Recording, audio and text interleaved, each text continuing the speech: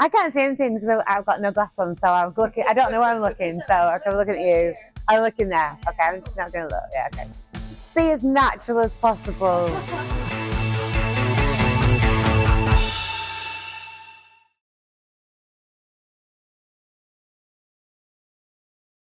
I can. I've got a lot of favourite guest entertainers. Some of them I've met from a very first cruise, which was so kind to me. I think guest entertainers are a really great community of people. I suppose some of my favourite ones I've worked with an awful lot are Jeff Stevenson, Mike Doyle, and Philip Hitchcock. They come to mind because I've worked with them an awful lot. And every time I'm on cruises with them, they just make me feel better. And so that's just a beautiful thing.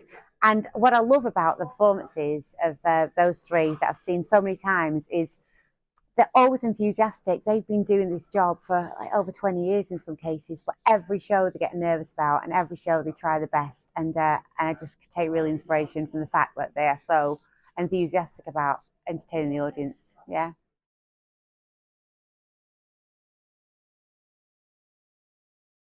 Growing up in Wigan was interesting. My parents weren't musicians at all or in any way involved in show business. But we had a scheme where you could take a musical instrument home for free. And I got a trumpet and took it home. And then there was this amazing kind of body of musical experience in Wigan. We had a Wigan Jazz Festival. We had regular big bands. There was like a massive musical community that you could go and work and play, semi-professional big bands and all kinds of things. I mean, you know, about all that kind of music scene. So that was really incredible. And so you really wanted to practice to get higher up in those bands. So yeah, it was a great time to be in Wigan. I'm not sure it's that great now, but yeah, I think I was quite lucky. And the pies are obviously very good as well. Pies. The pies.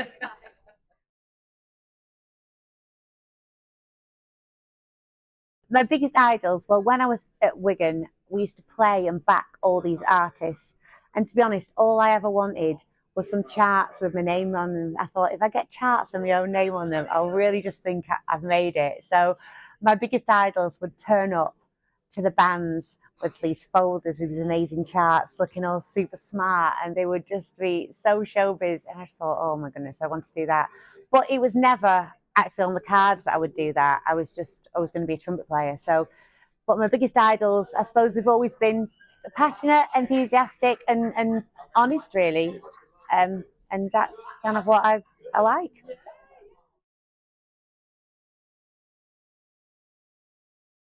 There were no real role models as a female on the trumpet back a long time ago. It it was all very, very male dominated. I was always the only female in the band, always the only female in the trumpet section. And I just had to kind of get on with that, really. I felt like an odd one out.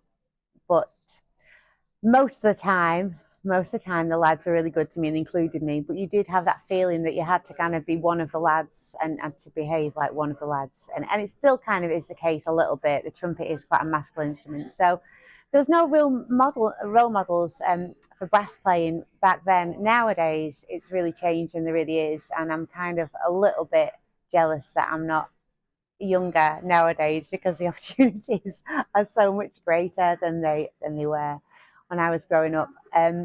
But yeah, so I think it's really important because I was kind of told things that girls shouldn't play the trumpet. I was told that girls look ugly when they're playing the trumpet. I was told it wasn't a very feminine thing to do. You know, there was lots of things that kind of could have put me off playing and did really for a while actually. I didn't, I thought it wasn't a good profession for a woman. But anyway, I came back and I'm doing it now. So bugger them.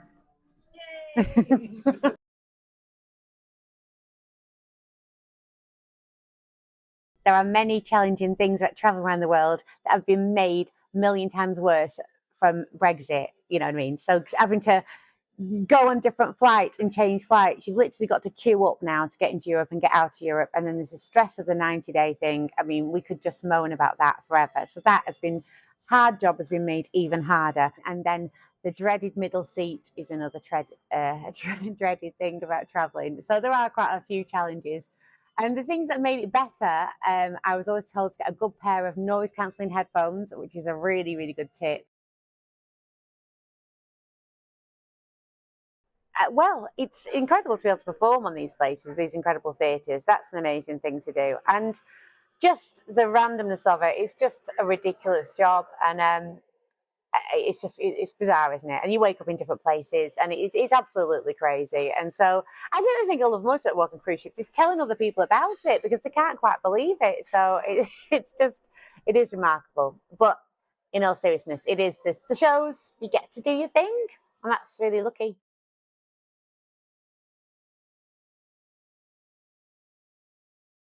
Ah, well, I haven't really had the experience of being in a room with Harry Connick Jr. and George Clooney and Jason Manford at the same time. So that would be something I'd like to make happen. But yeah, I have made a lot of things come true. I just remember being really small and wanting to play at Ronnie Scott's. I remember going and seeing something there and thinking, have I ever got to sing on that stage or play my trumpet on that stage? You could shoot me afterwards, because that would be it, over. I'd have achieved my dream. And that's happened. And it's really weird when things like that happen. It's so weird. So there's so much I'd like to do, some in music, some outside of music. I'm studying at the moment, and I just kind of want to just keep improving in all aspects of my life, including enunciation of words. So yeah, there's so much I'd like to do, definitely.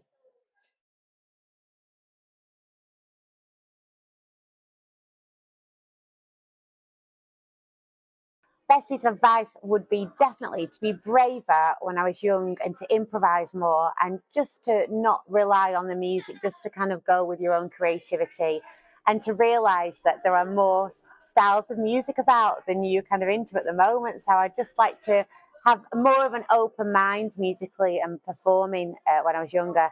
I'd also tell my younger self to put your moisturizer on your forehead and down your neck as well, because you only kind of realize that you've just been putting it on your face until it gets a bit too late. So that's definitely something I would advise. My name's Georgina Jackson. Thank you so much for watching, and make sure you subscribe to Strictly Professional.